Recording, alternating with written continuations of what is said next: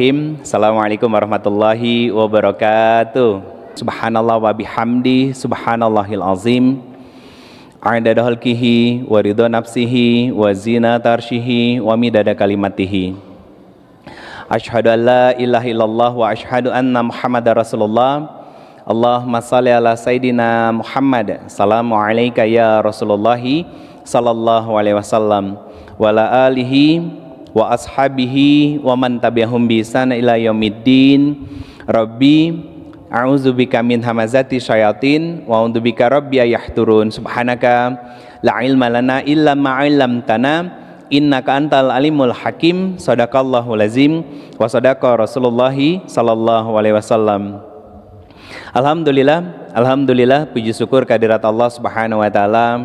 Siang hari ini Allah izinkan saya kembali bermajelis di tempat yang insya Allah penuh dengan keberkahan Allah Subhanahu wa taala, bertemu dengan para salihah yang insya Allah sedang mengikhtiarkan diri untuk menjadi wanita-wanita yang istimewa di hadapan Allah Subhanahu wa taala, baik sebagai seorang muslimah, sebagai seorang istri, juga sebagai seorang ibu, dalam peran-peran dan tugas yang kita lakukan dalam kehidupan kita sehari-hari. Salawat dan salam semoga terlimpah curah kepada Rasulullah Muhammad sallallahu alaihi wasallam, sosok yang sangat luar biasa menginginkan keselamatan bagi kita semuanya. Semoga kerinduan dari Nabi dan kesempurnaan dari cinta Nabi dapat berbalaskan dengan ikhtiar kita untuk senantiasa taat patuh terhadap segala sesuatu yang disyariatkan oleh Allah dan Rasulnya Muhammad sallallahu alaihi wasallam. Dari tadi sambil saya buka, saya celingak-celinguk mata saya kemana-mana, lagi nyariin istri saya, ternyata baru muncul. Udah gak usah lihat ke belakang, lihat sini. Kayaknya habis dari toilet gitu. Jazakumullah khairan katsir. Baik, bunda semua, teteh semua yang dirahmati Allah Subhanahu wa taala, tema kita pada kesempatan siang hari ini kita ngomongin tentang madrasah pertama. Madrasah pertama itu identik dengan ibu, ya. Nah, justru yang ingin saya tanyakan sebelum kita membahas tentang ibunya, saya mohon izin untuk berdiri.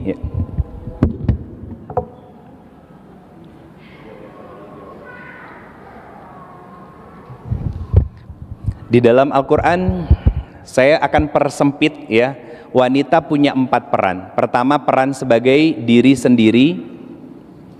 Yang kedua, peran sebagai seorang istri. Yang ketiga, peran sebagai seorang ibu. Yang keempat, peran sebagai makhluk sosial. Pertanyaan saya, bagi seorang perempuan, dari 4 peran ini mana yang paling banyak disebut di dalam Al-Quran? Nomor 1, nomor 2, nomor 3, atau nomor 4? Yang paling banyak disebut di dalam Al-Quran? Nomor 1 ini diri sendiri. Maaf ya tulisannya nggak kebaca. Saya tadi diceritain sama istri ketika ngisi di Masjid Raya Bandung, katanya Ustadz tulisannya kayak tulisan dokter. Saya dokter yang nggak jadi, bunda. Yang kedua istri. Yang ketiga ini adalah ibu. Yang keempat makhluk sosial. Yang paling banyak disebut di dalam Al-Quran itu peran yang mana dari seorang perempuan? Peran sebagai diri sendiri, istri, ibu, atau makhluk sosial? Hah? Ayo, ada yang ngomong istri, ada yang ngomong ibu. Ayo, mana dulu? Hah?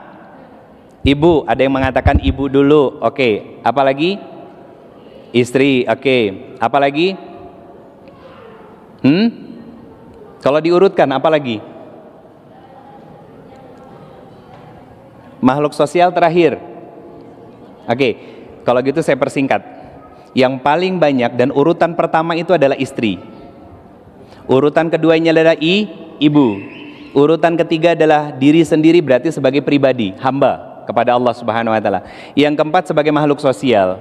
Nah, nomor 1, nomor 2, nomor 3, dan nomor 4. Cuman pada fakta yang terjadi, banyak dari yang 2 nomor teratas terabaikan, tapi fokus pada 2 nomor yang terkecil. Apa maksudnya? Banyak seorang perempuan yang mereka egois dengan dirinya sendiri, ya. Mohon maaf, saya harus spill ini. Banyak yang sibuk dengan kehidupan sosialnya, jadi sosialita, tapi lupa dengan tugas dan perannya di dalam rumah sebagai seorang istri dan ibu. Ada yang nanya begini sama saya, Ustadz, perempuan itu boleh nggak bekerja? Boleh. Apakah masuk dalam kategori nafkah? Tidak. Ya, kenapa begitu? Karena kalau seorang laki-laki itu yang punya kewajiban nafkah, tapi kalau perempuan tidak. Nah, cuman yang disayangkan banyak perempuan yang beraktivitas di luar rumah, ya, untuk mencari kesenangan, tapi lupa dengan aktivitas utamanya di dalam rumah sebagai seorang istri dan juga ibu. Seperti seorang anak yang ketika mereka aktif di luar rumah dengan semua aktivitas di luar rumah, nongkrong ya di kafe, ngabisin waktu dari pagi sampai sore, malamnya belum lagi nongkrong di pinggir jalan sama teman-temannya yang lain sampai pulang menjelang subuh, Pak. Itu mereka hanya anak-anak yang mencari kesenangan di luar rumah karena tidak mendapatkan kebahagiaan di dalam rumah dari ibunya dan dari ayahnya. Saya tidak menyebutkan ayah, kenapa? Karena tema kita pada hari ini tentang seorang ibu, tentang seorang wanita.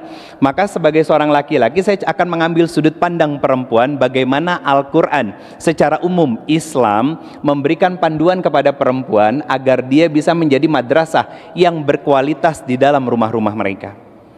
Saya tidak akan menerima kalimat Ustaz tergantung suaminya bagaimana, enggak.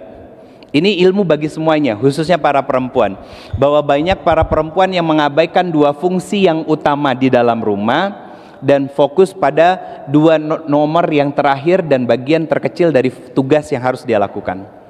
Banyak nggak? Ketika seorang anak pengen ngobrol sama ibunya, terus ibunya ngusir dengan cara yang halus. Sebelum saya bahas itu lebih rinci, kenapa anak-anak zaman sekarang lebih intens main dengan gadgetnya ketimbang main dengan orang tuanya? Kenapa? Khususnya ibunya. Karena gadget ini ketika disentuh lebih responsif daripada emaknya. Kenapa seorang suami sekarang lebih senang main dengan gadgetnya di dalam rumah daripada nyolek dan nyoo istrinya? Iya, karena kenapa? Karena handphonenya lebih responsif daripada istrinya. Kalau istrinya dicolek sama suaminya, nanti dulu Pak, mama capek, besok lagi ya gitu. Akhirnya apa? Yang disentuh kan handphone. Dibuka WhatsApp, ngebuka aplikasinya, dibuka galeri, ngebuka isinya, ya kan? Lebih responsif. Itu sebetulnya tugas dua ini kan di dalam rumah, dan kita mengabaikan sebagai seorang perempuan dengan tugas itu. Saya katakan teman-teman semuanya yang dirahmati Allah Subhanahu wa taala, itu semua bisa diobati kalau kita bisa kembali kepada fitrah utama tugas dan peran kita sebagai seorang wanita. Kita harus tahu bahwa tugas kita itu di dalam rumah. Makanya Al-Qur'an menyebutkan di Quran surat ke-33 ayat ke-33, kata Allah Subhanahu wa taala bahwa perempuan itu fi buyutikum. Di mana? Di dalam rumah. Apa yang dilakukan dia di dalam rumah? Dia melakukan aktivitas yang nanti ketika suaminya kembali ke rumah dari pekerjaannya, anaknya kembali ke rumah dari sekolahnya, dia merasa nyaman dan tentram dengan rumah itu. Dan perempuan kalau mau keluar rumah tidak boleh dandan berlebihan. Dari make up, touch up-nya sampai ke pakaiannya. Pakaian boleh bagus tapi sederhana, itu konsepnya. Artinya pakaian bagus kan gak harus selalu mahal, asal kita kebadanan gitu ya, istilahnya cocok dengan kita, dengan ton kulit kita, dengan stylenya kita, itu sudah jauh lebih dari cukup.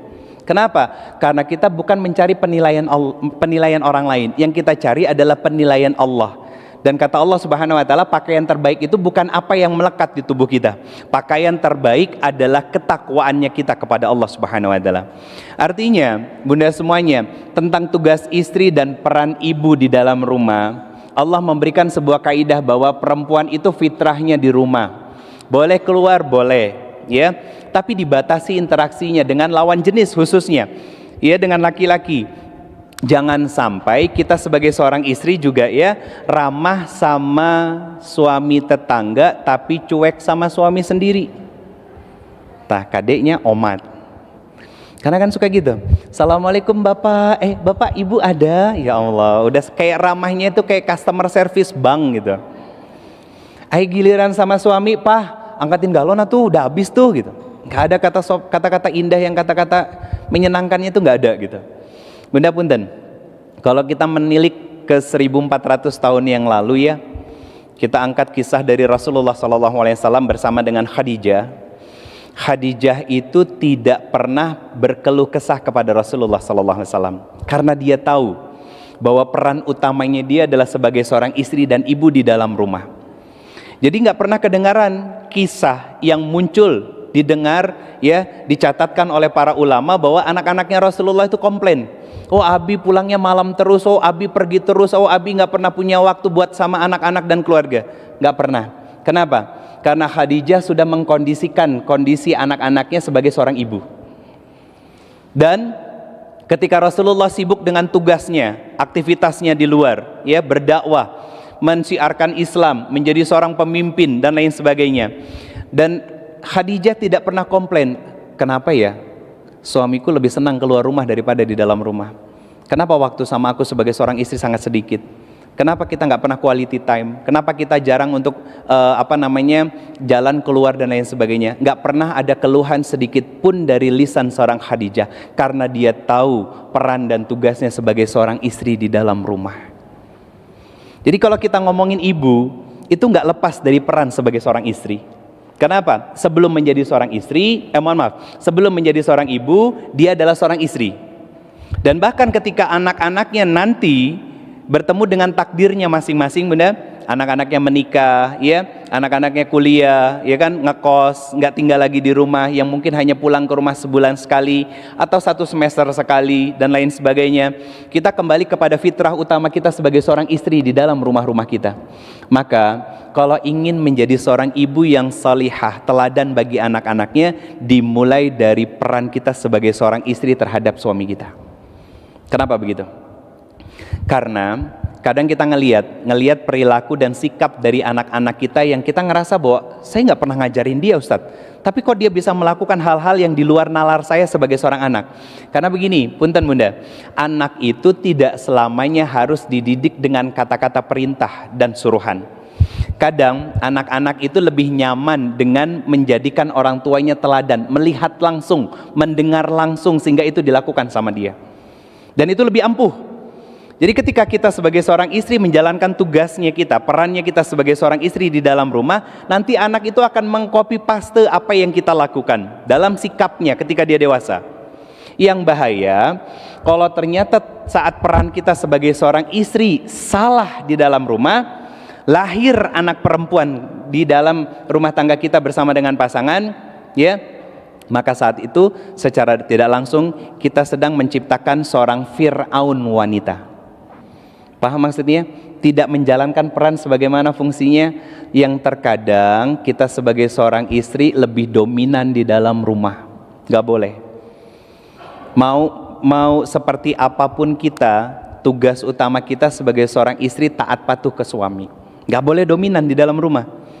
Gak boleh apa-apa harusnya, gak bisa gitu Pak, harusnya begini begitu, gak bisa. Kalau muncul seperti itu dalam rumah tangga kita, apa yang akan terjadi? Nanti muncul nih Fir'aun tapi berjilbab, Fir'aun wanita. Nah kalau ternyata dia sebagai seorang istri dominan di dalam rumah, kemudian dia menjadi ibu, lahir anak perempuannya melihat banyak terjadi pergesekan ide gagasan antara istri atau antara bapaknya dengan ibunya, dan lebih dominan ibunya, dia akan melihat dari sudut pandang bahwa oh ternyata sikap seorang perempuan itu harus seperti itu. Dan ketika dewasa, dia pun akan meminta ruang kepada suaminya untuk lebih dominan di dalam rumahnya. Apakah yang seperti itu yang kita mau? Enggak. Maka kita harus perbaiki dari peran kita sebagai seorang istri di dalam rumah. Tentang bagaimana seperti apanya, pelan-pelan nanti saya sampaikan. Bunda sekalian yang dirahmati Allah Subhanahu wa taala, saya ingin mengangkat sebuah kisah yang sangat luar biasa. Kisah tentang apa? Kisah tentang keluarga Abu Bakar. Abu Bakar itu 4 generasi di awal keislaman, 4 generasi itu muslim semuanya. Bapaknya Abu Bakar itu seorang muslim, ya. Dia bermuslim di awal-awal keislaman juga. Kemudian Abu Bakarnya sendiri seorang muslim. Anaknya Abu Bakar, ya, itu muslim. Ada yang menjadi istri dari Rasulullah dan ada yang menjadi istri dari Umar bin Khattab. Cucunya juga muslim. Makanya Rasulullah memberikan timbangan, kalau iman dari Abu Bakar ini ditimbang dengan semua iman kaum muslimin sampai hari kiamat, masih berat iman dari Abu Bakar. Saking istimewanya, Bunda. Nah, ada yang ingin saya sampaikan dari seorang putri Abu Bakar, namanya Asma. Asma ini istri dari Zubair bin Awam. Nama anaknya Abdullah bin Zubair. Nama anaknya adalah Abdullah bin Zubair. Suatu ketika, Bunda, Abdullah ini pernah bilang sama Asma, nih saking suksesnya seorang ibu mendidik anak, karena Zubair ini jadi pemimpin, Bunda. Jadi pemimpin, salah satu nama Abdullah di antara nama-nama Abdullah yang lain yang memiliki keistimewaan di zamannya Rasulullah SAW di usianya yang masih kecil. Selain Abdullah bin Zubair, ada Abdullah bin Abbas, ya, itu juga punya keistimewaan. Nah, satu ketika Abdullah bin Zubair ini pernah bilang sama ibunya Asma, dalam kondisi ibunya sudah tua renta, ya. Tapi hebatnya orang-orang zaman dulu tuh, Bunda, giginya masih utuh walaupun sudah berumur tua, ya. Karena apa? Menjaga makanannya. Coba aja lihat nenek-nenek kita, ya, usianya 70-80 tahun giginya masih utuh, ya kan? Karena sering nginang. Tahu nginang, Bunda? Pakai sirih yang ada pakai kapurnya, ya. Dia jaga kualitas giginya. Kalau sekarang semua minuman manis dimakan, semua makanan manis dimakan, semua yang viral dicobain, nggak peduli tentang kondisi kesehatan kita. Nah, itu yang bahaya. Akhirnya apa? Akhirnya kita tidak menunaikan apa yang menjadi hak dari tubuh kita. Nah, Abdullah ngomong sama Asma begini, Bunda. Umi, kalau seandainya aku nih, anak kesayangan Umi, meninggal dalam kondisi tersayat-sayat, Bunda, jangan bayangin cuman kesayat pisau. Kesayat pisau aja kita udah perih, ya. Ini kesayat pedang dalam jihadnya. Bagaimana menurut Umi? Apa jawaban bundanya? Nak, kambing dia tidak pernah merasa kesakitan ketika terpotong-potong karena telah tersembelih dengan kemuliaan. Paham maksudnya? Kenapa disebut tersembelih dengan kemuliaan? Karena meninggal dalam kondisi syahid, maka tidak lagi terfikirkan tentang rasa sakit di tubuh yang diderita, dari luka yang muncul dari pedang, dari tombak dan lain sebagainya. Itu punya anak sesoleh itu, Bunda, karena ibunya soleha. Bahkan Asma itu, Bunda, sependek yang saya tahu dalam catatan yang pernah saya buat, Asma itu pernah ditampar sama Abu Jahal. Ditampar sama Abu Jahal. Kenapa? Karena merahasiakan proses hijrah dari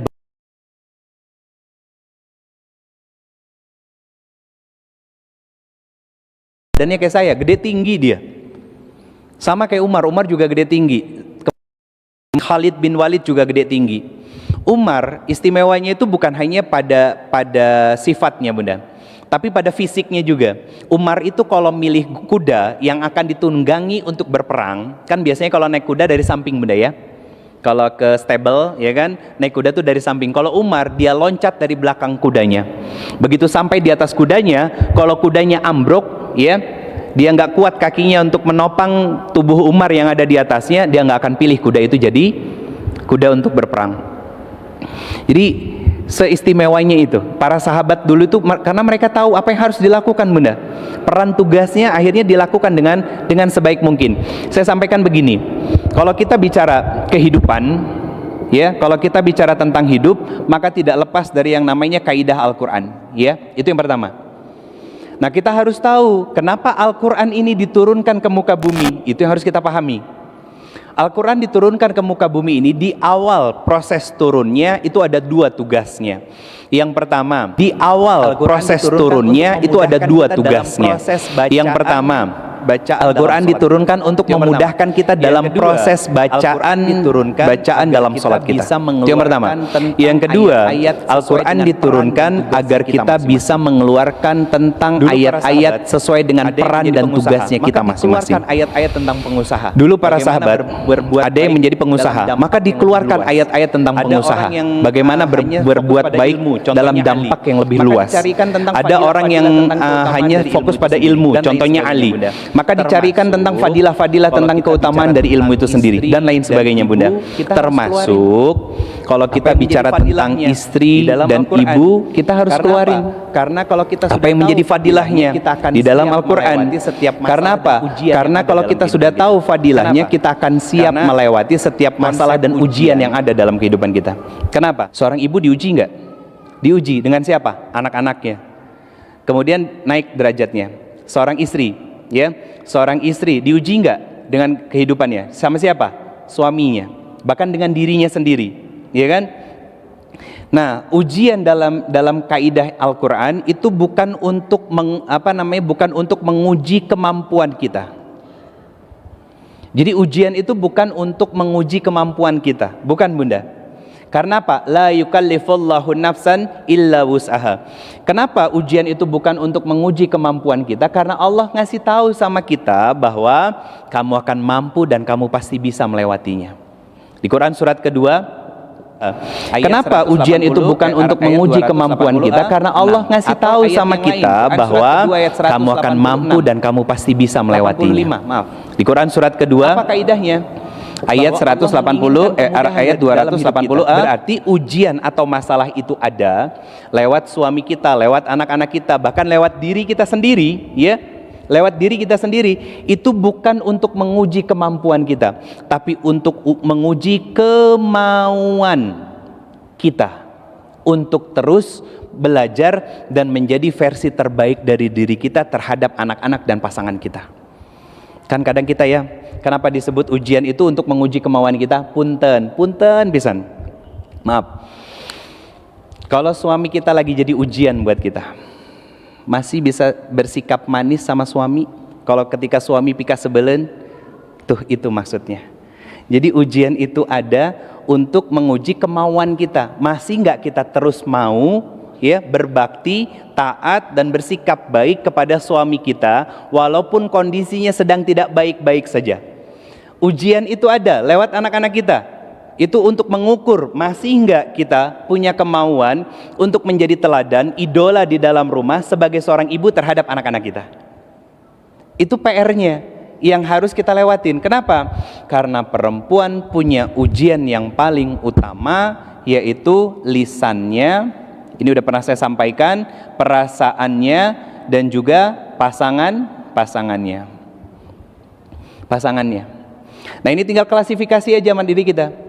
Kalau kita sudah punya pasangan, kita nggak bisa dan nggak punya kemauan yang kuat untuk tetap bisa menjadi versi terbaik dari diri kita dalam menghadapi suami kita, maka jangan berharap kita bisa mengelola dan mengontrol perasaan kita. Kalau sudah nggak bisa mengontrol perasaan kita, pasti lisannya ngabalerang kemana-mana. Pasti. Nggak bakalan selesai. Pasti neteli, ya, ngungkit tentang kebaikan diri, nyalah-nyalahin suami dan lain sebagainya. Kenapa? Karena dia nggak punya kemauan untuk bangkit dari keterpurukan yang datangnya ujian dan masalah itu lewat suami dan anak-anaknya. Kemauan itu yang Allah lihat, teman-teman semuanya. Effort itu. Kalau kemampuan, Allah tahu semuanya sudah dalam standar kita mampu, kita bisa. Tapi pertanyaannya, apakah kita tetap punya kemauan yang besar untuk bisa tumbuh dan muncul ke permukaan sehingga menjadi istri yang tetap baik, bersikap baik terhadap suaminya? Seperti siapa? Contoh yang paling gampang, Asiyah kan? Ideal nggak suaminya? Nggak ideal. Tapi dia bisa menjadi ibu yang ideal bagi Musa alaihissalam. Lihat, besar menjadi seorang nabi. Kenapa? Karena dia tuntas dan selesai menjadi seorang ibu dan juga sebagai seorang istri, walaupun suaminya laknatullah alaih. Kan itu yang selalu saya ingatkan, Bunda. Di media sosial juga saya upload, saya naikkan juga. Tentang apa? Suami kita bukan Fir'aun. Dan kita pun belum sampai pada tahapan seperti Asiyah. Tapi ada pelajaran yang Asiyah kirimkan kepada kita bahwa harus ada kemauan dalam diri kita untuk belajar dan menjadi versi terbaik dari diri kita. Punten, saya tahu rata-rata dari kita pernah kecewa dengan pasangan kita. Kita nggak ngomongin orang lain ya, kita perkecil lingkupnya pada istri dan ibu. Karena ini yang berkaitan dengan madrasah utama di dalam rumah. Kita pernah kecewa dengan pasangan kita pernah kecewa dengan anak-anak kita. Pertanyaan saya, rasa kecewa itu pernah kita mintakah sama Allah atau itu maunya Allah? Hah? Pernah kita minta atau maunya Allah? Maunya Allah. Rasa kecewa, rasa sakit itu maunya Allah, bukan kita yang minta. Nah, kenapa Allah melakukan itu? Bukan karena Allah nggak sayang. Allah melakukan dan memberikan ujian dalam kehidupan kita agar muncul sifat-sifat terbaik dalam diri kita. Salah satunya apa? Syukur. Salah satunya apa? Sabar. Bukankah ini sifat terbaik yang nggak semua orang punya? Iya kan? Dari mana sabar itu bisa muncul? Ketika kita bisa bersyukur. Apa arti bersyukur? Mensyukuri berarti menikmati kehidupan kita sebagai seorang istri, sebagai seorang ibu. Artinya dia bisa menikmati perannya sebagai seorang istri. Dia sabar dengan segala kekurangan kekurangan dari pasangannya, dari suaminya. Ketika suaminya melakukan kesalahan, lebih mudah bagi dia untuk memaafkan daripada untuk mencaci maki suaminya. Dia enjoyable together sama pasangannya. Kenapa begitu? Saya keluarin dulu dalilnya. Ini tentang istri ya. Saya selesaikan dulu di sini, nanti kita bahas tentang ibu. Ada beberapa contoh kisah tentang orang-orang terbaik sebagai seorang ibu. Quran surat keempat ayat ke-19. Bagian tengah menjelang akhir dari ayatnya, Allah mengatakan, kalau kamu melihat kekurangan dari pasanganmu, maka wa'asiruhunna bil ma'ruf. Tetap perlakukan baik pasanganmu. Angkat tangan di sini yang nggak pernah ngelihat aib suami, ada? Yang punya suami, angkat tangan. Ada yang nggak punya aib suaminya? Teteh? Yang nengok ke belakang. Nggak ada kan? Rata-rata punya kesalahan kan suami kita. Nggak ada suami yang nggak punya kekurangan. Setiap suami pasti punya kesalahan. Nah, kita pun pasti melihat itu. Pertanyaannya, apakah itu maunya kita apa maunya Allah? Maunya Allah. Maka ketika tahu itu maunya Allah, tanya sama Allah bagaimana cara menyikapinya. Dan Al-Quran memberikan aturan, wa'asiruhunna bil ma'ruf. Tetap perlakukan baik suami kamu, walaupun dia punya kesalahan kepada kamu. Kata siapa? Kata Al-Quran, lanjutan ayatnya, kalau kamu menemukan satu kekurangan dan kesalahan dari suamimu, maka lihatlah dari sudut pandang yang lain, Allah berikan lebih banyak kebaikan-kebaikan di dalam dirinya. Sifat yang paling gak nyenengin dari seorang suami apa sih bunda? Saya pengen tahu. Ayo, baca. Biasanya sok neteli, masa sekarang pura-pura gak tahu lah. 1, semena-mena. Iya gak sih? Tukang perintah kan? Tukang nyuruh-nyuruh kan? Semena-mena. Sama kayak Firaun kan? Firaun itu kenapa kisahnya ada? Itu mewakili semua sifat manusia sampai kiamat. Sifat buruk maksudnya. Apalagi cuek. Ada suaminya yang cuek, dingin, ya, ada kaku, ada kayak kanebo garing. Ini kekurangan, satu kekurangan di antara banyaknya kebaikan yang ada di dalam diri dia. Apa kebaikan yang bisa dia baca? Dan itu merupakan kebaikan dan nikmat dari Allah. Kita bangun pagi hari masih dikasih nafas sama Allah. Mata masih berkedip, peredaran darah masih berputar, ya, jantung masih berdegup. Kita lihat ke sebelah suami kita ada, nggak tidur sama pelakor, ya, selalu pulang ke rumah ngasih nafkah yang halal, ya. Kemudian apa? Kita bangunin anak kita masih sehat, afiat semuanya. Bukankah itu banyak nikmat yang harus kita syukuri dibandingin satu kesalahan yang dilakukan oleh seorang suami? Betul kan? Akhirnya apa yang kita dapat? Hidup kita makin enjoy. Dan akhirnya apa? Kita bisa menjadi versi terbaik, muncul kemauan di dalam diri kita untuk terus mengupgrade diri kita menjadi versi terbaik dalam menghadapi segala kekurangan pasangan kita. Saya nikah sama istri saya 13 tahunan bunda. Ya, 13 tahunan. Saya punya kekurangan dan yang tahu kekurangan saya istri saya. Orang melihat saya di depan, ya, cuap-cuap, banyak dalil yang saya tahu dan lain sebagainya. Tapi yang tahu kekurangan saya adalah istri saya. Yang tahu di mana letak kelemahan saya di istri saya. Dan biasanya Bunda, saya kalau pulang ke rumah selama 13 tahun, berarti 9 tahun saya berdakwah, saya pulang ke rumah tidak pernah menggunakan pakaian saya sebagai seorang ustadz. Kenapa? Ustadz itu hanya interaksi saya secara sosial, karena orang yang memanggil saya seperti itu. Di dalam rumah saya adalah seorang ayah dan juga sebagai seorang suami. Tanya sama istri saya, apa pernah saya mengeluarkan dalil, Ayang ini dalilnya, nggak boleh? Nggak boleh.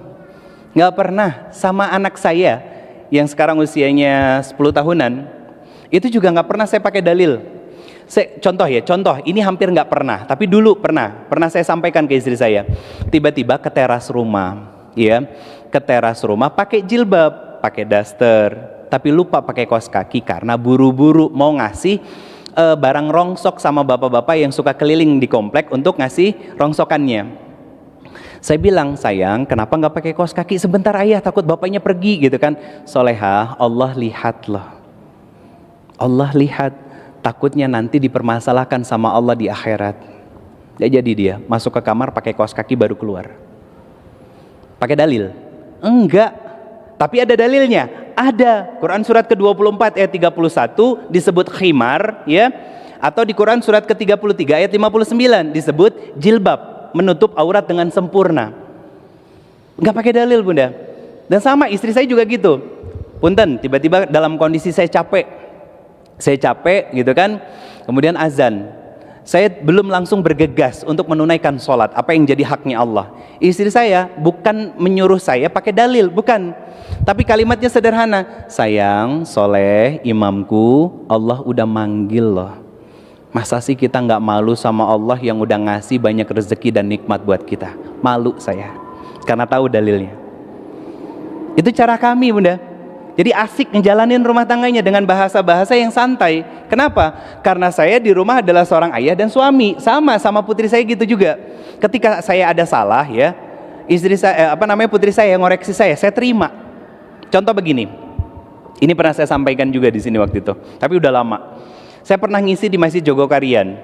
Pembahasannya tentang keluarga. Salah satu materi yang saya sampaikan adalah bahwa kalau istri sedang sedih, itu jangan ditanya kenapa, tapi dipeluk, abis itu ajak jajan.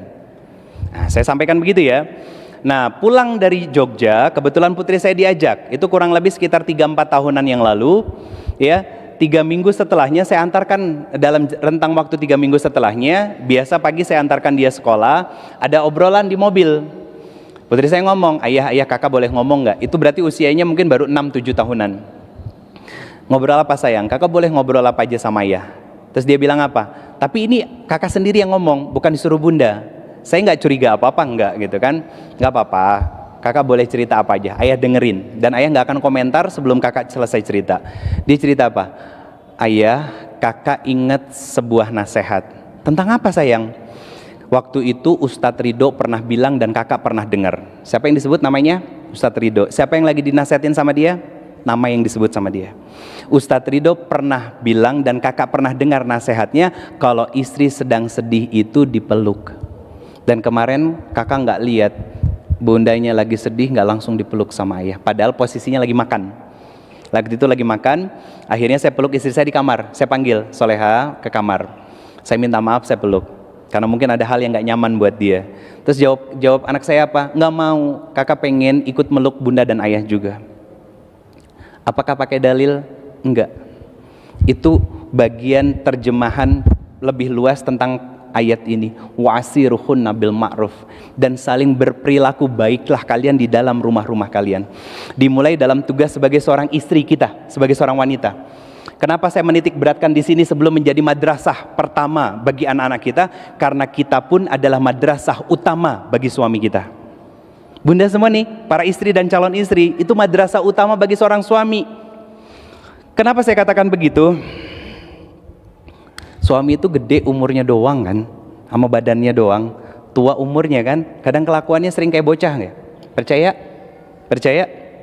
Hah? Percaya Bunda? Yang punya suami, lihat ketika mandi, anduknya di mana teh? Kasur. Anak kita mandi, anduknya di mana? Kalau anak kita mandi, anduknya di mana? kasur juga, di lantai juga, semaunya juga. Mirip kan? Bedanya apa? Suami kita casingnya tua, tapi kelakuannya bocah. Iya kan? Makanya saya bilang, kita juga sebagai seorang istri itu menjadi madrasah pertama. Bagi siapa? Bagi suami kita, bayi besar kita, yang selama ini kita dampingi dan kita temani. Nah, kalau kita paham tentang peran itu, enjoy ngejalanin rumah tangga. Kenapa? Ngelihat anduk di lantai, anduk di kasur, ya Masya Allah, ya Allah, bayi besar saya lupa nyimpan anduknya, ya simpan, jadi pahala buat kita. Coba kalau ngedumel, kalau ngomel, dapat pahala apa dapat dosa? Selalu ada pilihan dalam kehidupan kita. Fa'alhamaha fujuraha wa taqwaha. Jalan fujur, jalan kemaksiatan, atau jalan takwa, jalan ketaatan. Allah kasih kebebasan buat kita. Dan itu berangkat dari kemauan kita untuk tumbuh menjadi versi terbaik dari diri kita dari hari-hari sebelumnya. Yang sebelum-sebelumnya masih gampang berkeluh kesah, sekarang lebih banyak bersyukurnya.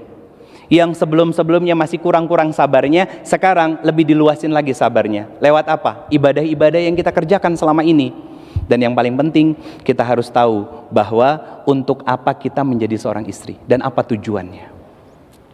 Pernah cari tahu begitu? Enggak kan? Jarang ya? Ya rahmatullah. Saya hapus dulu ya rahmatullah. Saya hapus dulu. Pertanyaan saya gini, apa tujuan menjadi seorang istri? Pernah cari tahu nggak?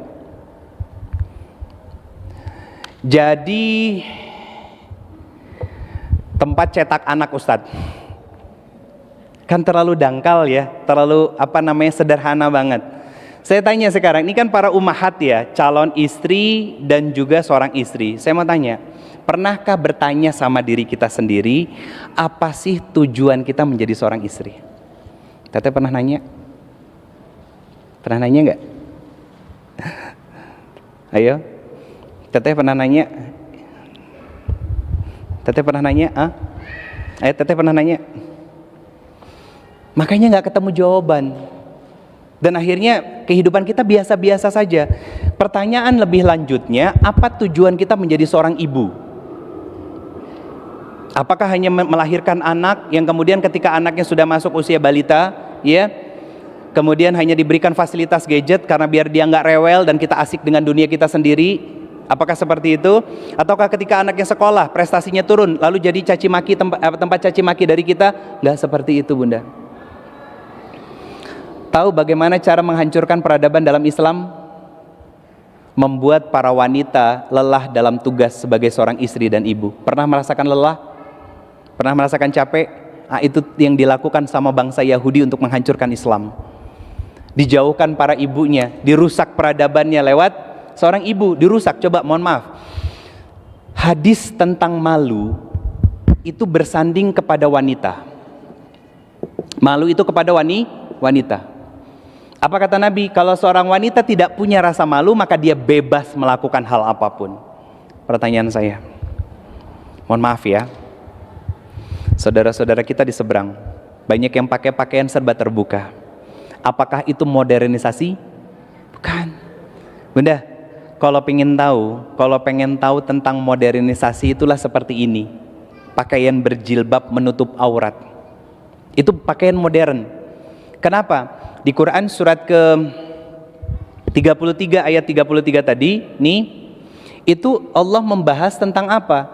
Jangan kalian berpakaian dan berdandan seperti orang-orang jahiliyah dulu berdandan. Artinya pakaian mereka masih seadanya, Bunda. Karena syariat hijab untuk memuliakan kita sebagai seorang wanita itu turun dalam Islam. Bukan pada masa sebelum Islam, bukan. Artinya adanya Islam untuk memuliakan kita dalam modernisasi pakaian yang kita gunakan. Sedangkan orang-orang yang masih serba terbuka di sana sininya, mereka adalah orang-orang yang merasa modern tapi kehidupan mereka terbelakang. Kenapa? Karena mereka nggak punya rasa malu dalam hidupnya, nggak punya rasa malu. Makanya bebas melakukan hal apapun, ya, nongkrong sono, nongkrong sini, nggak sedikit yang ngerokok. Bayangin, dia ngerokok, coba anaknya kasih rokok, nggak bakalan mau dia. Kan dia nggak adil, dia nggak dewasa, dia nggak matang sebagai seorang manusia. Makanya biasanya bermasalah dalam tugas peran istri dan ibunya. Apakah dari kehidupan seperti itu kita ingin melahirkan anak-anak yang soleh dan soleha? Mimpi terlalu jauh.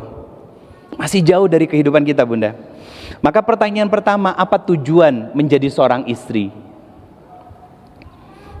Apa tujuan menjadi seorang istri? Kalau tujuan hidup kan gampang ya, beribadah. Apa tujuan menjadi seorang istri, Bunda? Pernah dikasih tahu sama suaminya enggak? Enggak pernah, ngawur suaminya aja jarang ngaji ya. Apa tujuan menjadi seorang istri? Saya ambil kisah dari Sayyidatina Hawa dengan Nabi Adam alaihissalam. Saya belum nyampein kisah ini di sini, tapi di beberapa tempat yang lain sudah pernah saya sampaikan. Di kitab Bidayah wa Nihayah karya Imam Ibnu Katsir rahimahullah, beliau menyampaikan tentang proses dari penciptaan Sayyidatina Hawa. Nabi Adam berada di dalam surga dengan semua kenikmatan, itu boring, ngerasa kesepian, ngerasa nggak nyaman, ngerasa ada yang kurang dalam hidupnya. Bunda pernah nggak keluar rumah, jarang keluar rumah, tapi tiba-tiba keluar rumah, minta izin sama suami, dibolehin sama suami. Entah itu keluar dengan orang tua, dengan keluarga, ya. Baru setengah hari tiba-tiba ditanya. Pertanyaannya bukan kapan pulang, lagi ngapain? Mama lagi ngapain? Pernah ditanya gitu? Pernah? Tahu nggak kenapa suami nanya gitu? Dia ngerasa kesepian di dalam rumah. Karena lagi sendiri. Biasanya ada kita dengan segala sikap tingkah pola kita ngereog di dalam rumah, ya. Itu menjadi sebuah kerinduan bagi dia. Sama halnya seperti Nabiullah Adam alaihissalam merasa kesepian di tengah semua kenikmatan yang ada di dalam surganya Allah Subhanahu wa taala. Sampai minta kepada Allah diberikan pasangan. Dalam kondisi Nabi Adam sedang tidur, lagi tidur, diambil tulang rusuk yang paling pendek dan paling bengkok. Jadi, Pak, yang diciptakan dari tulang rusuk itu cuman Hawa, ya. Tapi sifat bengkoknya dari kebengkokan rusuk itu melekat pada diri wanita sampai kiamat. Jadi melekat, sifatnya melekat karena bengkok tulang rusuk itu. Nah, yang diciptakan itu hanya Hawa dari tulang rusuk. Kalau kita dari saripati dan juga tanah. Nah, ketika sudah diciptakan, duduk di samping Nabi Adam yang sedang tertidur. Begitu Nabi Adam bangun, Nabi Adam nanya kepada Sayyidatina Hawa, siapa kamu? Mar'ah. Apa? Mar'ah. Apa arti mar'ah? Penyayang. Apalagi? Perasa. Perasa dan penyayang. Itu perempuan. Perasa yang sangat dalam. Cinta yang sangat besar. Itu perempuan. Itu sifat identitas perempuan. Makanya saya menyebut mar'ah itu salah satu di antara 3 fitrah utama perempuan.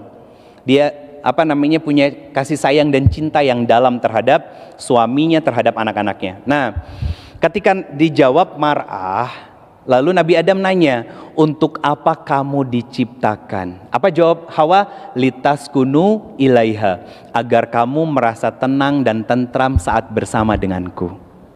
Maka itulah yang menjadi tujuan seorang istri, menjadi sebab ketenangan dan kenyamanan bagi seorang suami ketika dia kembali dan pulang ke dalam rumahnya. Kenapa? Sebelum menjadi madrasah bagi anak-anaknya, maka dia adalah madrasah bagi suaminya. Tempat nyaman untuk suaminya kembali dan pulang ke rumahnya, Bunda. Sehingga apa? Sehingga suami pun ketika dia keluar rumah, karena sudah mendapatkan support energi kebaikan di dalam rumah, di luar rumah dia akan selalu mengingat kebaikan-kebaikan istrinya dan mustahil melakukan penyelewengan. Kecuali suaminya gila. Kecuali suaminya gila. Dia akan selalu ingat tentang kebaikan-kebaikan istrinya, dan kebaikan-kebaikan itulah yang menjaga dia ketika keluar rumah. Dan itulah yang terjadi dengan siapa? Rasulullah Muhammad SAW. Kemanapun beliau melangkah, yang diingat adalah Khadijah. Bahkan ketika Khadijah sudah meninggal, semua kebaikannya masih bisa dibaca sama Nabi SAW. Itu, Bunda. Jadi tujuan kita menjadi seorang istri adalah menjadi sumber ketenangan di dalam rumah sebelum kita menjadi seorang ibu, madrasah utama bagi anak-anak kita. Kalau kita nggak bisa menjadi sosok yang tenang di dalam rumah, gampang baperan, gampang sakit hati, gampang marah-marah, gampang tantrum, ngereog terus tiap hari dan lain sebagainya, jangan berharap kita bisa menjadi seorang ibu yang menghadirkan anak-anak yang solih dan solihah. Jangan berharap. Kenapa? Karena kita belum selesai dengan diri kita sendiri. Belum selesai dengan diri kita sendiri. Ada sebuah kisah yang ingin saya sampaikan, Bunda. Ada sebuah kisah yang ingin saya sampaikan. Seorang sahabat saya, beliau hijrah, dia dulu mantan seorang eksportir, masukin ke dalam itu apa? Importir ya? Iya, importir. Dia seorang importir minuman keras, Bunda. Minuman keras. Jadi nominal dan angka yang masuk ke rekening dia itu bukan rupiah tapi dolar. Dalam perjalanan kehidupannya, hidupnya ya glamor lah ya, karena memang beliau tinggal di salah satu bilangan di daerah Jakarta Selatan, di daerah Pondok Indah. Nah, kalau nggak salah sekitar 3 tahun lalu beliau mulai hijrah, tapi tidak diikuti oleh hijrah istrinya. Jadi istrinya, Bunda, kemana-mana rambutnya masih warna-warni. Ya pokoknya gambaran seorang sosialitas sejati. Karena apa? Karena memang hidup dia dari dulu seperti itu.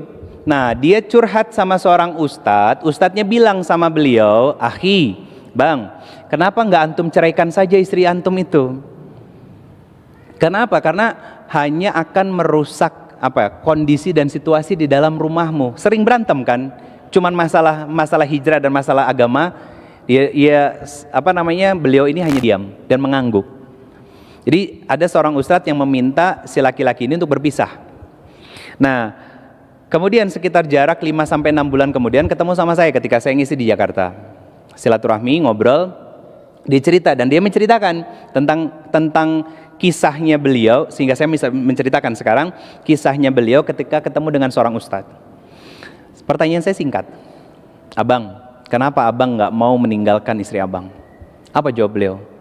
Beliau menjawab, "Ustadz, istri saya bisa seperti itu karena saya selama ini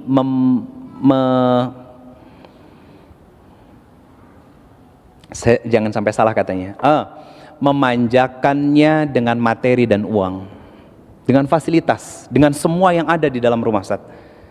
Karena memang dulu semuanya itu mengalir seperti air yang deras, Ustadz. Bukan rupiah tapi dolar, Ustadz. Dan itu semua sudah saya tinggalkan. Ternyata begitu saya tinggalkan, saya ditenggelamkan sama Allah. Tapi begitu tenggelam untuk lompat lebih tinggi. Dan sekarang usaha saya lebih luas, lebih besar lagi. Jadi saya merasa saya bersalah sama istri saya. Makanya sekarang saya bersabar dengan segala kekurangannya. Kenapa? Karena dia seperti itu akibat dari cara asuh saya dan dan pendidikan saya yang salah." Kata siapa? Kata beliau. Yang kedua, dengan adanya istri saya ini, Ustadz, yang sudah menemani dari zaman saya nakal sampai saya sekarang, jangan-jangan justru ketika saya bisa bersabar dengan istri saya, ini adalah tiket saya paling mudah untuk masuk ke dalam surganya Allah Subhanahu wa Ta'ala. Kenapa seorang laki-laki bisa sabar dengan pasangannya? Karena dia sudah selesai dengan diri sendiri. Dia nggak egois lagi, Bunda. Dia sudah paham tugasnya sebagai seorang suami itu apa. Sehingga apa? Fokus dia hanya terus memperbaiki diri dan memperbaiki hubungan dia dengan Allah. Masalah suami istrinya bisa berubah atau tidak, dia tetap mendakwahi dengan sikap dan akhlaknya dan nggak pernah lupa mendoakan kebaikan buat istrinya. Nanti hasil akhirnya Allah yang memberikan kesimpulannya untuk dia. Istrinya nggak pernah sholat, kata dia. Sholatnya itu setahun sekali, Bunda. Itu juga pas lagi hari raya, pas lagi nggak datang bulan ikut sholat. Tapi kalau nggak sholat. Ada yang kayak begitu? Nggak ada kan? Nggak sampai begitu amat kan gitu.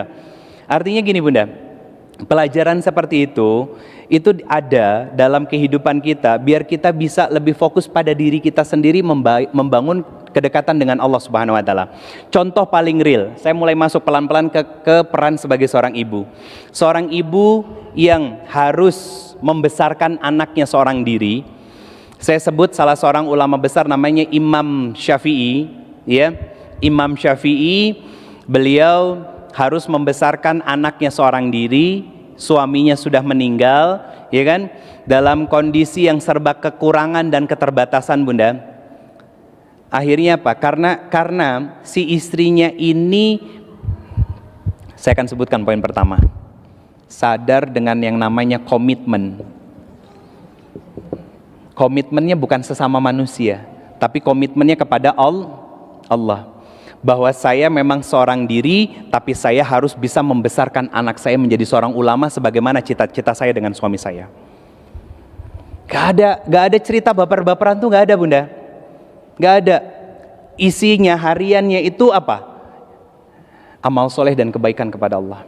Jadi dia sudah mengkondisikan hatinya dengan keadaan yang ada, dia sudah belajar untuk menerima dengan keadaan yang ada, ya. Dia berdamai dengan setiap takdir yang Allah tetapkan, dan fokus dia bukan lagi tentang dirinya sendiri.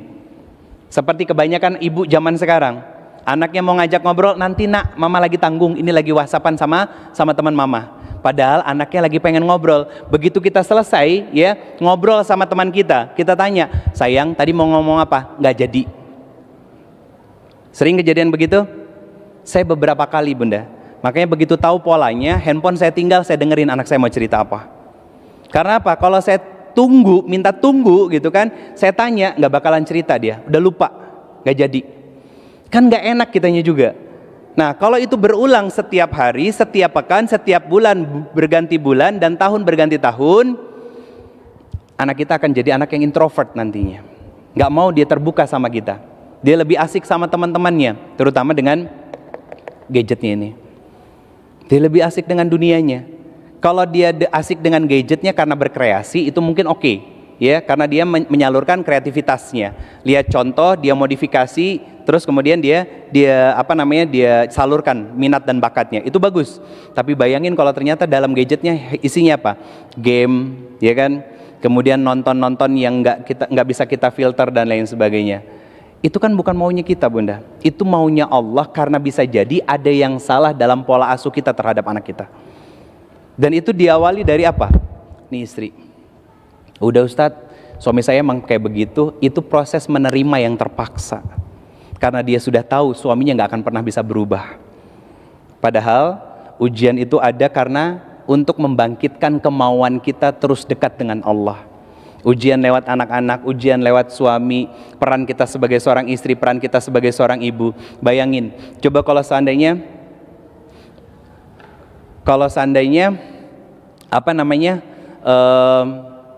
kisah dari Imam Syafi'i itu ada di zaman sekarang. Banyak ada. Bunda main-main ke daerah deh. Kalau di kota-kota besar itu agak sulit ya. Tapi kalau di daerah-daerah itu ada seorang ibu yang cuma punya anak satu, dia rela untuk gak nikah lagi, dia banting tulang menyekolahkan anaknya, mendidik anaknya, ya kan? Fokus pada pendidikan anaknya, dia terus tirakat, dia terus ngewirid, dia terus mendekatkan diri sama Allah, sampai anaknya jadi ulama, sampai anaknya jadi orang, sampai anaknya punya kebaikan yang bisa memuliakan kedua orang tuanya bunda. Kalau di kota-kota besar seperti sekarang bunda, kebanyakan anak-anak itu disuguhi dengan gadget, fasilitas, ya, makanan-makanan yang nggak jelas nutrisinya dan lain sebagainya, ya kan? Akhirnya ngalamin stunting. Kemudian apa? Di usia-usia 7 tahun sampai 10 tahun sudah kena apa? Diabetes dan lain sebagainya. Salah siapa? Salah kita sebagai orang tua. Pertanyaan saya, kalau besok lusa kita meninggal, mau laporan apa sama Allah terhadap pengasuhan kita kepada anak? Bunda sekalian yang dirahmati Allah Subhanahu wa taala, kita masuk ke peran yang ibu. Jadi kita harus selesai dulu dalam tugas kita sebagai seorang istri. Kita harus tahu tujuan menjadi seorang istri itu adalah agar bisa menghadirkan ketenangan di dalam rumah-rumah kita untuk suami kita kembali dan pulang ke rumah. Bagaimana caranya? Maka perbaiki hubungan kita dengan Allah. Bukankah Allah memberikan janji, ala bizikrillahi tatmainul qulub? Hanya dengan mendekat kepada Allah lewat zikir-zikir yang kita lakukan. Apa zikir-zikir itu? Semua amal soleh yang kita lakukan itu muaranya zikir. Contoh, doa itu zikir, tilawah Quran zikir, bahkan puncak dari zikir adalah sholat. Bukankah dalam sholat ada tilawah Qurannya? Bukankah dalam sholat itu isinya semuanya adalah doa? Maka perbaiki sholat kita, agar Allah hadirkan ketenangan dalam jiwa-jiwa kita dalam menjalani peran kita sebagai seorang istri, sehingga Allah mudahkan dalam peran selanjutnya sebagai seorang ibu. Kenapa ibu dan apa tujuan dari menjadi seorang ibu? Pertama, Allah memberikan pujian kepada ibu. Jadi pekerjaan terbaik bagi seorang wanita itu selain menjadi seorang istri adalah seorang ibu. Jadi bukan pekerjaan yang melekat secara materi di dalam diri kita. Kita adalah seorang sekretaris direksi atau apa, bukan. Atau kita adalah seorang businessman, bukan. Yang Allah puji adalah seorang ibu. Dalilnya Quran surat ke-31 ayatnya 14. Apa kata Allah? Wahnan ala wahnin wa fisaluhu. Ibumu yang mengandung dengan susah payah yang sangat luar biasa. Hamil itu kan berat ya bunda. Berat, sakit, payah, capek, lelah, letih dan lain sebagainya. Itu kenapa kalau seandainya seorang ibu dia berkeluh kesah, itu manusiawi. Sebagaimana di Quran surat ke-19, surat Maryam ayat ke-23. Maryam kan berkeluh kesah ketika perutnya semakin besar, ya.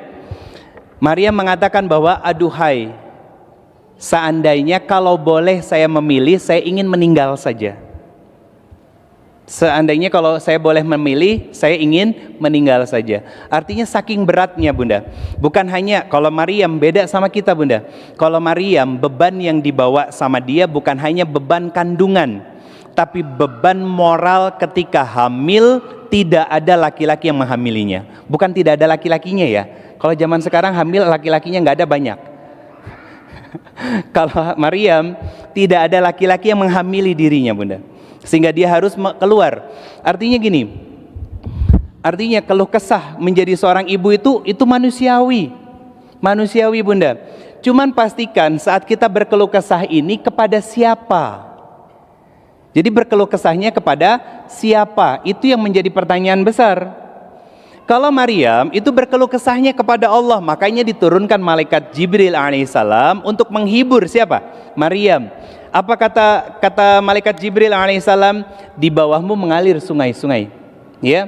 Yang kemudian apa? Kemudian goyangkan pohon kurma, nanti akan jatuh kurma-kurma yang mudanya. Bunda, ada yang pernah umroh? Ada. Ada yang pernah mempraktekkan untuk menggoyang pohon kurma? Bukan pohon kurmanya yang goyang, badan kita yang goyang bunda. Karena nggak semudah itu. Kenapa? Karena dibantu oleh malaikat Jibril atas izinnya Allah, makanya buahnya berjatuhan. Artinya berkeluh kesah boleh, tapi kepada siapa kita berkeluh kesah setelahnya? Karena apa? Kalau betul tempatnya kepada Allah kita berkeluh kesah, maka yang lahir adalah tawakal dan takwa. Apa janji dari seorang ibu yang bertawakal dan bertakwa? Buka Quran surat ke-65 ayat kedua dan ayat ketiga. Ayat kedua dan ayat ketiga, akhir ayat kedua dan awal ayat ketiga. Kata Allah, barang siapa bertakwa, wa may yattaqillah yaj'alahu makhraja. Allah bukakan jalan keluar, solusi dari permasalahan hidupnya. Dan barang siapa yang bertakwa kepada Allah, Allah akan cukupkan dengan rizki min haitsu la yahtasib. Dari jalan yang gak disangka-sangka bunda. Nah sekarang pertanyaannya, kita percaya? Iya percaya, tapi banyak dari kita yang gak yakin. Akhirnya apa? Ujian datang, silih berganti dalam kehidupan kita gak naik kelas. Kenapa? Kemauannya gak muncul untuk memperbaiki kualitas hidup kita. Dan gak punya kemauan untuk hanya curhatnya kepada Allah saja. Akhirnya apa? Tidak Allah berikan ketakwaan dan ketawakalan di dalam dirinya. Kalau seorang istri sekaligus seorang ibu tidak bertakwa dan tawakal kepada Allah, maka kualitas anaknya akan biasa-biasa saja. Lihat bunda, Maryam orang biasa ya, orang biasa, soleha ya. Bahkan diceritakan di Quran surat ketiga, surat Ali Imran ya, ayatnya ayat ke-35 sampai 37. Itu kisah awal mula Maryam lahir, kemudian dibesarkan oleh pamannya yang namanya Zakaria alaihissalam. Dan kemudian dia fokus pada ibadah di dalam mihrab, tidak terdistrak dengan kerusakan lingkungannya. Dia fokusnya pada kemauan diri membangun interaksi dan hubungan yang baik dengan Allah. Sehingga ketika datang sebuah ujian dalam hidupnya, dia harus hamil tanpa ada laki-laki yang menyentuhnya, maka dia memilih untuk bertakwa dan bertawakal kepada Allah karena percaya ujian yang Allah berikan pasti dia mampu untuk melewatinya. Dia mampu untuk melewatinya bunda. Dan akhirnya apa? Karena wanita ini adalah wanita yang salihah, lahirnya siapa? Seorang nabi kan? Seorang rasul kan? Yang bahkan keistimewaannya Nabi Isa alaihissalam adalah bisa menghidupkan yang sudah mati. Ya, salah satu mukjizatnya. Bahkan Nabi Isa alaihissalam itu diangkat kalau nggak salah di usia sekitar 33 tahunan, masih muda. Dan nanti akan diturunkan lagi begitu masuk pada fase akhir zaman, kiamat menjelang datang. Diturunkan Nabi Isa alaihissalam. Nah bunda, sekalian yang dirahmati Allah subhanahu wa ta'ala, ada pelajaran dari dua ayat ini. Satu, Allah memberikan pujian kepada kita sebagai seorang wanita, bahwa Allah tahu bahwa yang namanya mengandung itu lelah, capek.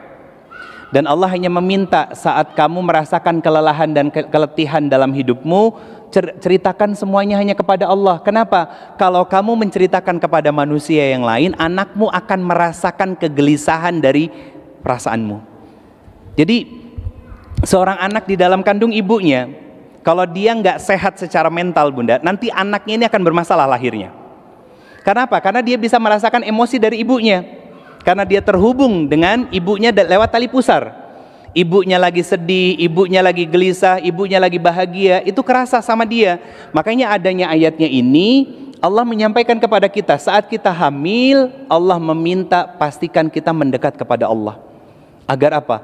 Agar Allah hadirkan kebahagiaan dalam jiwa-jiwa kalian walaupun menghadapi ujian yang tidak semestinya, tidak mengasihkan, tidak mengenakan dalam kehidupan kita. Sehingga apa? Nanti akan melahirkan anak-anak yang solih bunda.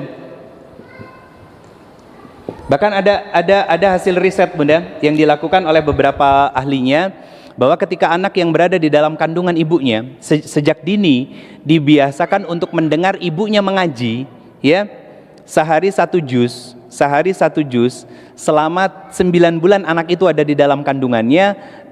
Yang saya pernah dengar dari guru kita Ustadz Adi, anak itu di usia 2-3 tahun bisa menghafal Al-Quran dengan mudah. Bisa menghafal Al-Quran dengan mudah saat dia bisa bicara.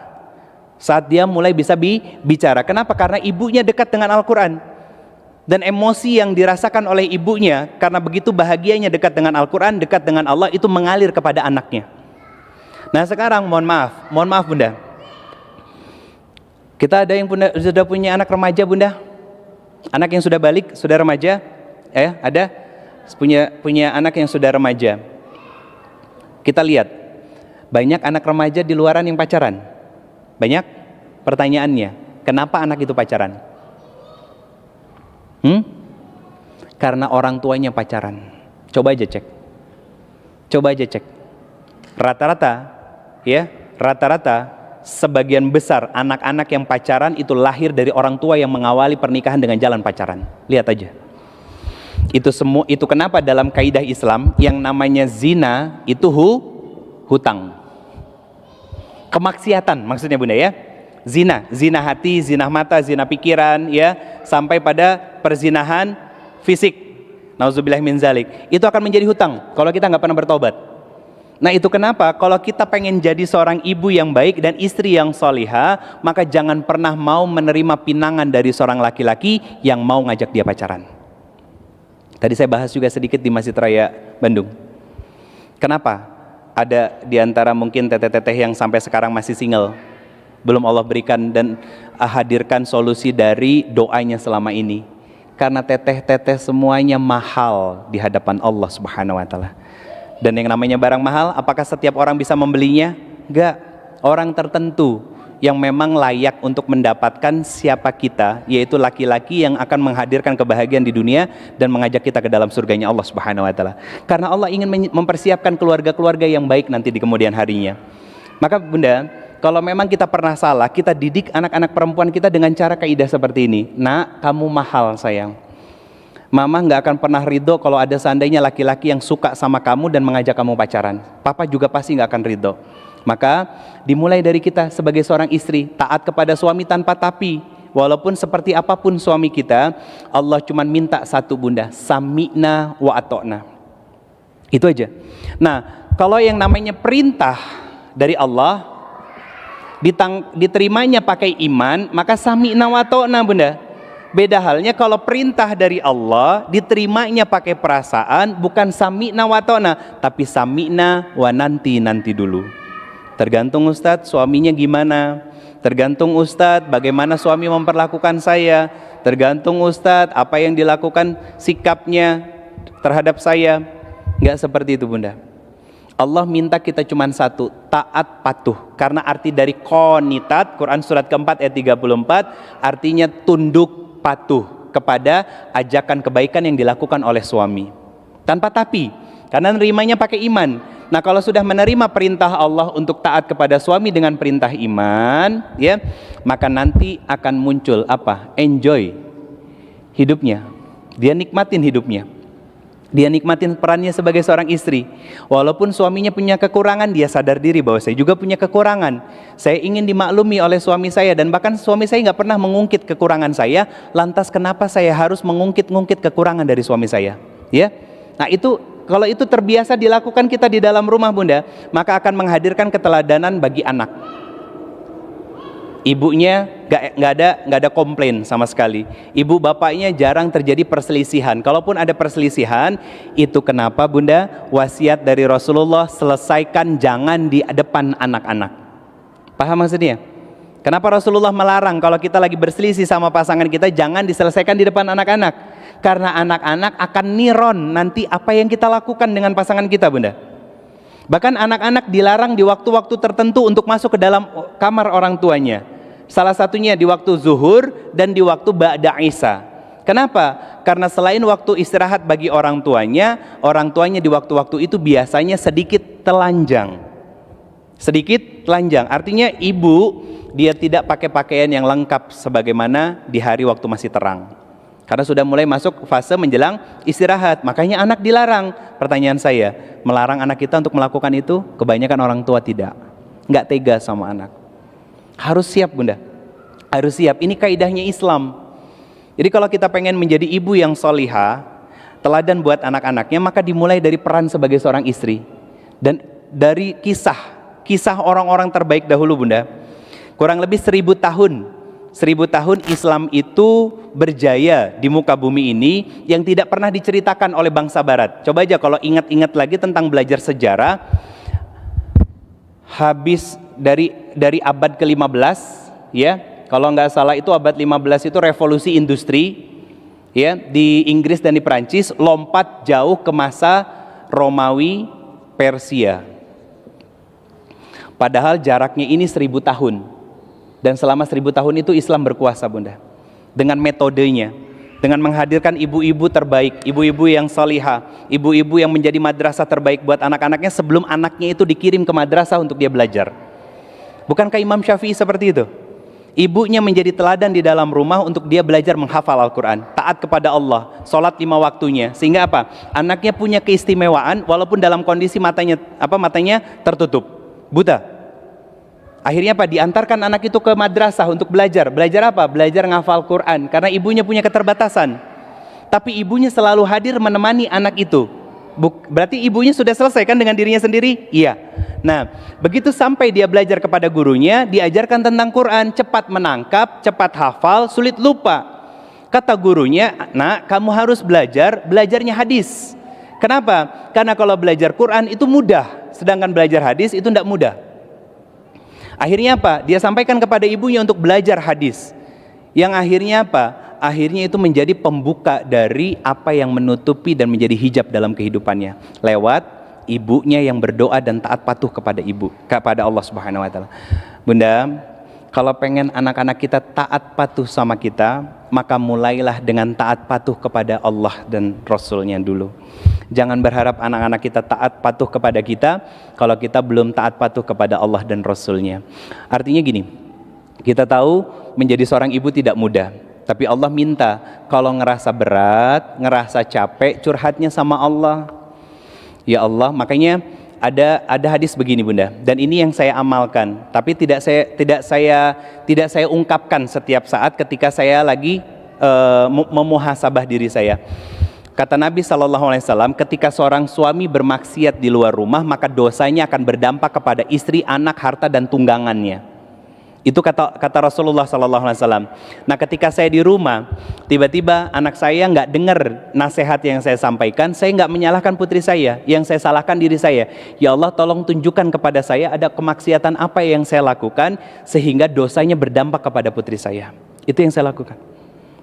Ketika misalkan saya mengingatkan istri saya, Ya, kemudian ternyata mengulang kesalahannya, karena memang pola perempuan itu simpel, Pak. Dia senang mengulang kesalahan, tapi kesalahan-kesalahan sepele. Perempuan itu jarang melakukan kesalahan-kesalahan yang besar. Cuman kebanyakan laki-laki nggak cukup sabar dalam menghadapi pengulangan kesalahan sepele dari seorang perempuan. Nah, ketika istri saya melakukan kesalahan, yang saya salahkan bukan istri saya, tapi yang saya salahkan diri saya tanya kepada Allah, ya Allah, tunjukkan kepada saya dosa apa yang saya lakukan sehingga istri saya melakukan kesalahan. Itu yang harus kita lakukan sebagai seorang ibu juga terhadap anak-anak kita.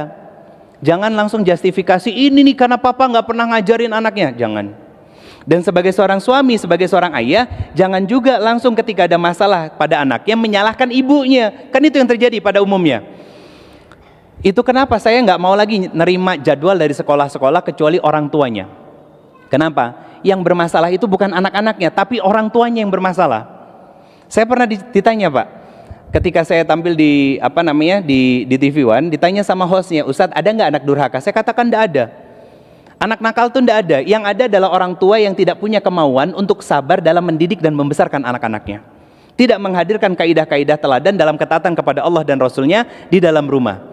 Anaknya hanya dikasih fasilitas, dikasih benda-benda keduniawian, tapi nggak pernah diajarkan pondasi besar bagaimana cara mencintai Allah dan Rasulnya. Ada yang pernah nanya sama saya begini, Ustadz, bagaimana cara mengajak anak kita untuk bisa, ini seorang ibu yang nanya, untuk anaknya bisa sadar bahwa menutup aurat itu kewajiban bagi seorang wanita. Saya bilang, Bunda waktu ngajak anaknya pakai kata perintah atau ajakan? Kata perintah. Nah, rata-rata orang tua begitu, nak, kamu harus menutup aurat karena itu perintah dari Allah, kalau enggak nanti kamu masuk ke dalam nerakanya Allah Subhanahu wa taala. Di depan kita sebagai orang tua, anak-anak kita pasti akan taat karena takut sama kita sebagai orang tua. Tapi di luar rumah kita nggak bisa menjamin anak-anak kita masih bisa sholat, masih menutup aurat, masih mau ngaji dia. Maka harus dibangun kesadaran. Tanpa dalil bisa. Anak saya pernah tanya sama saya, ayah, kenapa sih kakak harus pakai jilbab? Saya jawab dengan sederhana, nak, buah yang di pasar sama buah yang di toko buah, apalagi yang udah jadi parsel, mahal mana sayang?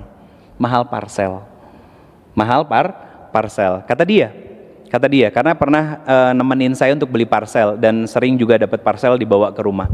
Nah, walaupun dia sendiri kurang begitu suka sama buah, perempuan pun seperti itu. Buah di pinggir jalan, ya, banyak orang yang pegang, banyak orang yang sentuh. Harganya biasa aja, nggak ada istimewanya, walaupun sama-sama buah. Tapi kalau buah yang di dalam parsel sudah tertutup rapi, terbungkus dengan rapi, harganya makin mahal, ya kan? Nilainya meningkat. Dan seperti itulah seorang muslimah seharusnya. Dia tutup dirinya dengan sehelai pakaian, dengan sehelai kain, tapi Allah angkat derajatnya ke langit dengan kemuliaan. Itu kesadaran anak kita laki-laki. Kenapa harus diajarkan sholat dari usia 5, 6, 7 tahun? Karena nanti di usia 10 tahun anak itu harus dipukul kalau dia nggak sholat. Nah, kalimat pukul itu bukan seperti pukul sekarang yang dipelintir sama orang-orang barat bahwa pendidikan Islam itu menyalahi hak asasi manusia karena ketika anak nggak mau sholat dipukul sama orang tuanya. Orang Arab mendefinisikan kata pukul itu pakai siwak. Ibu pernah tahu siwak, Pak? Kecil ya, ringan kan? Dipukul pakai itu sakit nggak? Nggak ada sakit-sakitnya. Atau bahasa kiasan sederhana yang lainnya, kata pukul di sini adalah apa? Nggak dikasih uang jajannya, ya. Kemudian di stop untuk mainnya dan lain sebagainya. Itu haknya kita untuk mengedifikasi anak-anak kita bahwa kamu punya hak dan kewajiban, dan papa juga punya hak dan kewajiban, mama punya hak dan kewajiban untuk membesarkan kamu menjadi anak-anak yang soleh dan soleha. Artinya nurut nantinya, bukan dengan hukuman kasar, bukan, tapi dengan cinta, kasih sayang, pengertian bahwa nak, kamu harus sholat karena sholat itu menjadi bekal utama kamu ketika besok lusa kamu meninggal sayang. Abah nggak selamanya bisa hidup, bunda nggak selamanya bisa hidup nak, tapi ketika kamu sholat, amal soleh yang kamu lakukan itu akan menghidupi abah dan mama di dalam kubur-kubur dengan cahaya yang kamu kirimkan lewat amal soleh. Anaknya ngerti? Belum, tapi itu terekam di bawah alam bawah sadar dia bahwa saya harus sholat karena itu akan menjadi cahaya bagi orang tua saya. Akhirnya apa? Dia nggak ngerasa lelah dan capek dalam melakukan ketaatan kepada Allah dan Rasulnya. Coba anak-anak kita sekarang, Apakah masih bisa menjamin dia di luar tetap menutup aurat? Apakah bisa menjamin dia di luar tetap bisa sholat? Apakah di luaran masih tetap bisa ngaji dan menjaga kehormatan dirinya? Tidak ada yang bisa menjamin kecuali ketakwaan kita kepada Allah sebagai orang tua. Karena apa? Betul bahwa investasi terbaik adalah anak-anak yang solih dan soliha, maka asuransi terbaik bagi anak-anak yang solih dan soliha adalah ketakwaan dari orang tuanya kepada Allah Subhanahu wa Ta'ala. Jadi kita belajar menjadi madrasah terbaik, Bunda. Madrasah pertama buat bayi besar kita namanya suami. Apa tujuan menjadi seorang istri? Menghadirkan ketenangan bagi mereka. Apa tujuan kita menjadi seorang ibu? Agar bisa melahirkan generasi terbaik yang cinta kepada Allah dan Rasulnya. Bagaimana caranya? Saat kita mulai merasa lelah dan letih dengan tugas kita sebagai seorang ibu, maka jangan cerita kepada siapapun kecuali ambil wudu dan bisikan kepada Allah Subhanahu wa Ta'ala. Karena apa? Karena saat kita bergantungnya hanya kepada Allah saja, maka mustahil Allah nggak akan memberikan solusi dari setiap masalah kehidupan kita. Apa yang ingin kita inginkan? Anak-anak menjadi solih dan solihah, maka hadirkan keteladanan terbaik di dalam rumah-rumah kita. Barakallahu fikum. Itu yang bisa saya sampaikan pada kesempatan siang hari ini. Masya Allah, cuacanya cedem ya, Alhamdulillah. Bunda, mangga, Teteh, kalau ada yang ingin bertanya silakan. Semoga Allah merahmati saya dan kita semuanya. Saya kembalikan lagi ke moderator. Wallahu a'lam bishawab. Assalamualaikum warahmatullahi wabarakatuh.